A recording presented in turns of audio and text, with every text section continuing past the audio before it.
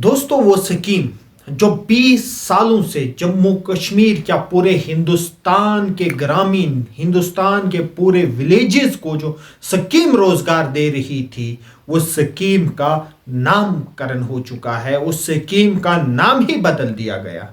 जी हाँ साथियों, मैं मनरेगा की बात कर रहा हूं।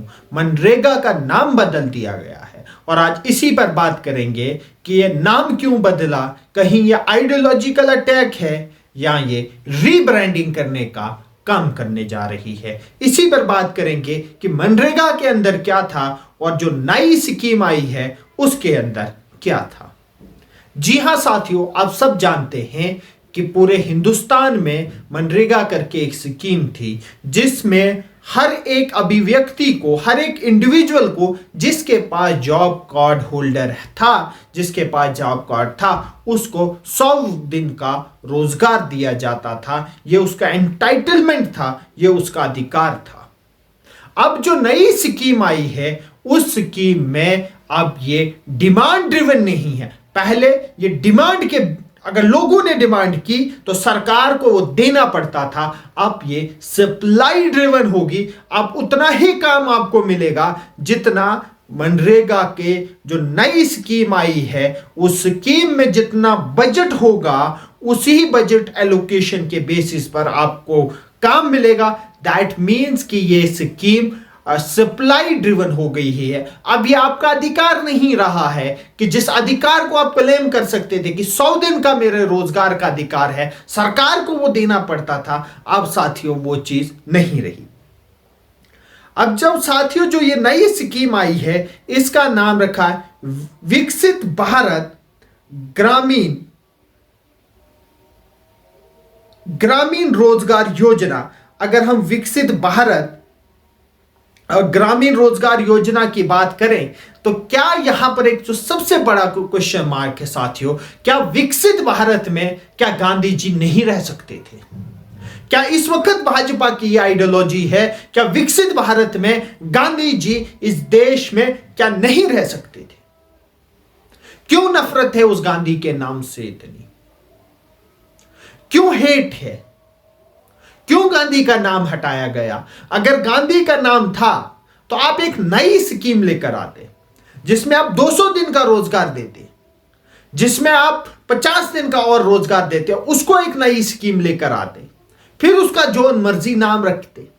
लेकिन जो एग्जिस्टिंग स्कीम थी आपने उसी का नामकरण करके जो गांधी का नाम था वो नाम को हटाया। इसका मतलब कि आपने इसको विकसित भारत का नाम दिया। जो आपका लक्ष्य आपने टारगेट तय किया है 2047 का, क्या 2047 के, क्या इस विकसित भारत के एरा में क्या गांधी की कोई भी जगह नहीं है?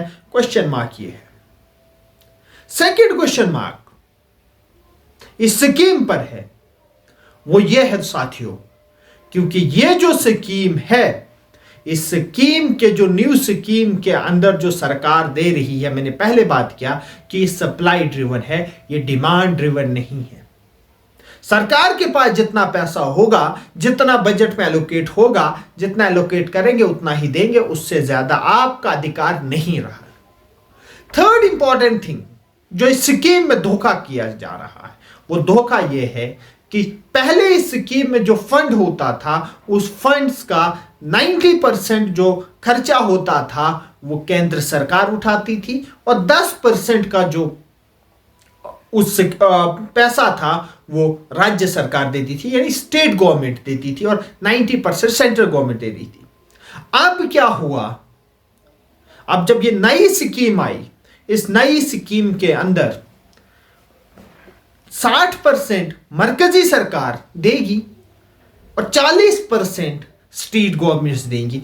कितनी स्टेट गवर्नमेंट इस वक्त इस हाल में है कि वो ये जो लाइबिलिटीज हैं, जो 40% की लाइबिलिटीज है, क्या वो क्लियर कर पाएंगी? कभी भी नहीं कर पाएंगे। एक सेंट्रल स्पॉन्सर स्कीम थी। अब इस स्कीम में 40% का बर्डन पहले ही स्टेट्स पर डाला गया। अब जो स्टेट्स पर पहले से ही कितने ज्यादा कर्जे हैं वो किसी से भी छुपे नहीं है। वो कोई भी स्टेट जम्मू कश्मीर की ले लो, मुझे नहीं लगता कोई भी स्टेट इस स्कीम में अपना शेयर देगी। अगर स्टेट्स अपना शेयर नहीं देंगी तो ये स्कीम आने वाले वक्तों में बंद हो जाएगी और जो आपको रोजगार का अधिकार था, आपसे वो रोजगार का अधिकार छीन लिया जाएगा।